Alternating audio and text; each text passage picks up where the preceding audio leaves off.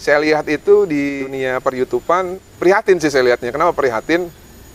Karena banyak saya lihat teman-teman itu tidak memahami bahwa ada ketentuan hukum positif di Indonesia ini gitu loh.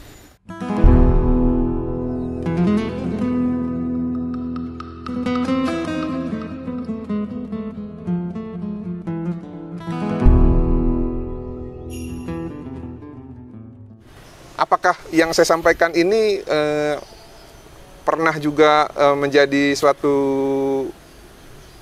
pengalaman buat Bang Pendi ketika melakukan penginjilan di pedalaman gitu? Saya melihat di dalam Alkitab ya, back to Bible, kembali ke Alkitab. Yeshua HaMashiach, Yesus Kristus sendiri mengatakan, kalau kamu menerima aku, maka kamu menerima dia yang mengutus aku. Kalau kamu menolak aku, maka kamu menolak dia yang mengutus aku. Jadi Bang, di dalam saya melakukan penginjilan, saya tidak pernah mengharap orang itu, orang yang saya injili menerima Tuhan, menerima Injil. Enggak. Memang dalam doa saya, itu pengharapan saya. Tapi yang paling utama itu adalah ketika melakukan penginjilan, bagaimana ini orang menerima saya dulu. Saya tidak akan bisa memberitakan Injil, menceritakan tentang Injil kalau orang ini tidak mengenal saya. Ya. Kalau dia tidak mengenal saya Bang, begitu saya ceritakan tentang Injil, tentang Yesus, pasti ini orang akan berkata, kamu ingin mengkristenkan saya. Betul. Tetapi apabila saya sudah membangun hubungan persahabatan duluan dengan ini orang, lalu Injil itu masuk, dan saya ceritakan siapa pribadi yang ada di dalam Injil, yang selama ini dikatakan bahwa Yeshua HaMashiach tidak mati di salib, tetapi yang mati di salib itulah orang yang diserupakan. Dengan mudah Bang, cerita itu mengalir. Sejarah penyaliban Kristus yang ada di dalam Alkitab mengalir, dan orang itu mau dengar apa yang saya sampaikan. Artinya, apa yang Abang lakukan, kerjakan, dan alami di saat masa kecil persahabatan terjadi olok-olok dan orang itu tidak marah, itu juga menjadi pengalaman saya di dalam penginjilan.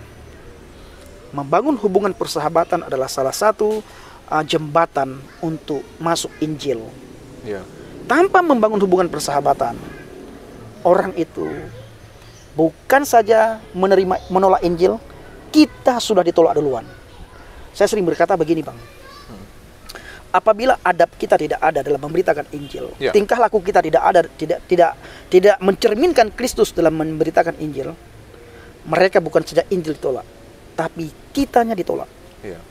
Jadi orang yang memberitakan Injil itulah orang yang memberitakan kabar baik. Apabila kebaikannya tidak diaplikasikan dalam kehidupannya, Injil itu ditolak, orang itu ditolak, bahkan dihina, dicaci maki, bahkan akan dikatakan kamu ini menistakan agama dan kamu ini mengkristenkan saya. Ini terjadi Bang. Ya. Jadi membangun hubungan persahabatan adalah salah satu kunci dalam memberitakan Injil. Saya ambil gambaran yang sedikit luas gini Bang. Di beberapa kalangan Kristen ya, ada yang menganggap bahwa seluruh agama tertentu itu sama semua, benci kita.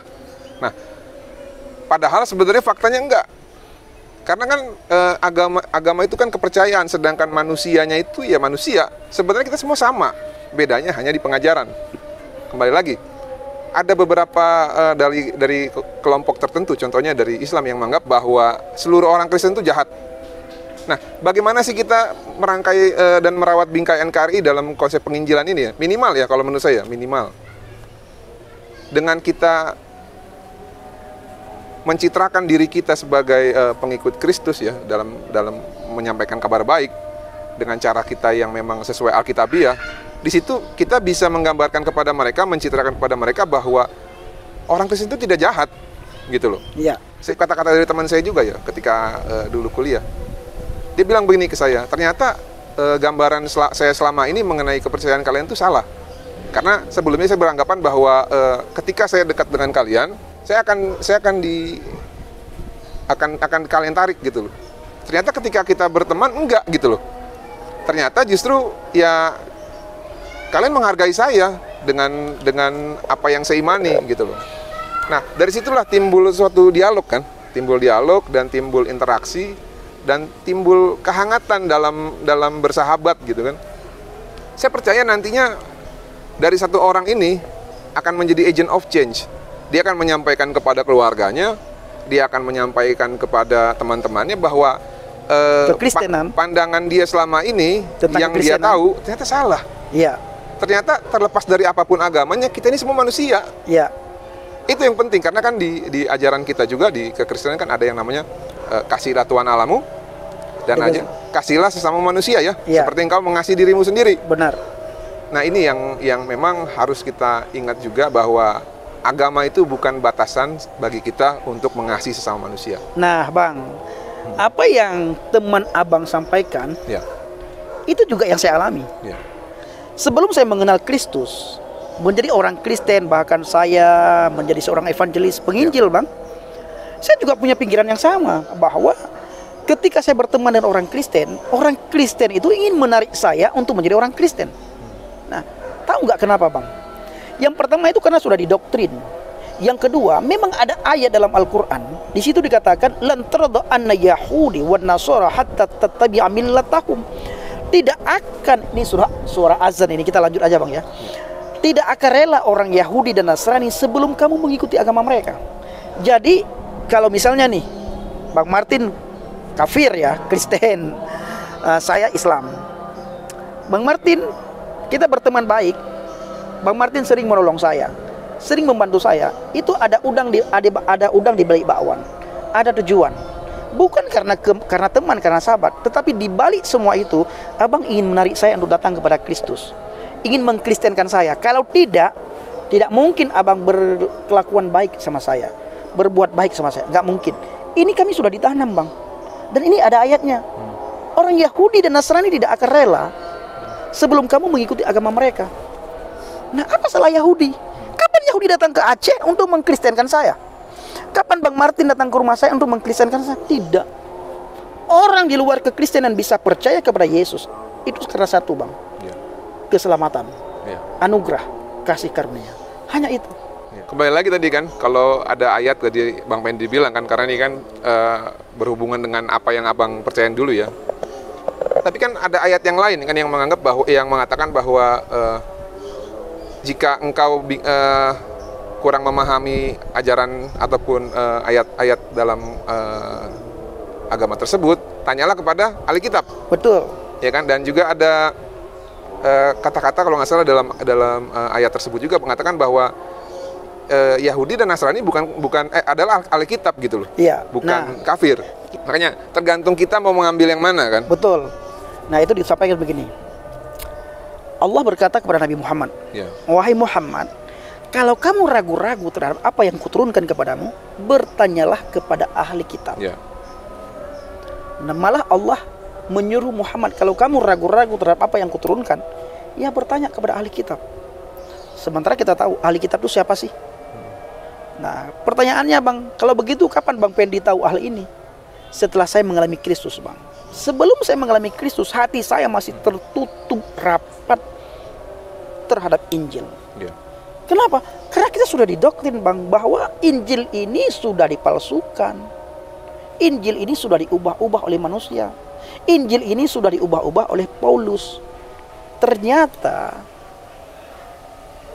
itu semua bohong. Kalau bahasa Mentai, bokoi. Bahasa Aceh sulit. Jadi ketika saya mengalami Kristus, Bang, ternyata semua itu bohong. Apa yang diajarkan kepada saya, Injil dipalsukan, Injil diubah-ubah. Oh, makanya saya selalu berkata kepada teman-teman saya yang Islam, sebelum kalian menghina kekristenan, ayo pelajari dulu. Jangan kamu imani, baca dulu Alkitab. Benarkah seperti yang kamu pahami selama ini atau tidak? Karena pemahaman kamu selama ini sama dengan pemahaman saya sebelum saya mengenal Kristus. ya. Itu, Bang. Ya, ibaratnya kan gini Bang Pendi ya. Kalau kita mau cari yang disuruh merujuk kepada Nasrani dan Yahudi, ataupun Nasrani dan Yahudi ya, yang mereka anggap itu adalah Kristen ya. Walaupun saya sebetulnya masih berbeda tafsir nih antara Nasrani dan Kristen itu apa sama atau tidak gitu kan.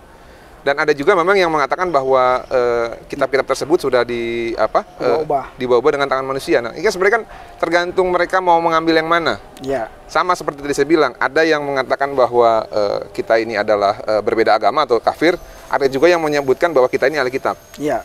Nah, makanya saya percaya bahwa agama itu ya sumbernya boleh satu, tapi kan ada beda pengajaran ya. Nah, kita mau ngambil yang mana? Dari yang keras ataupun dari yang halus atau lembut ya.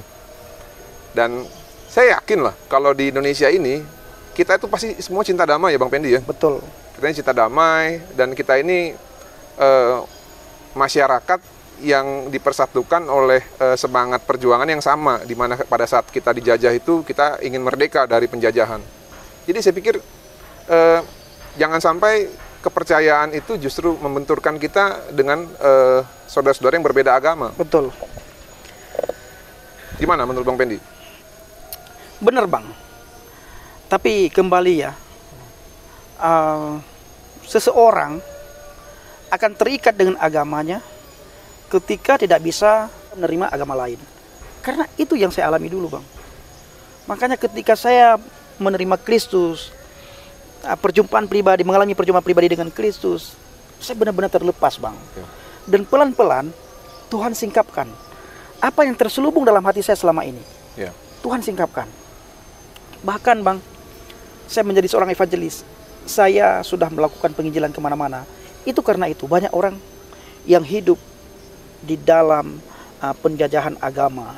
Kalau saya katakan pengajaran Arab itu luar biasa ya, mengikat orang sehingga orang tersebut begitu bencinya kepada sesuatu hal yang dia tidak tahu.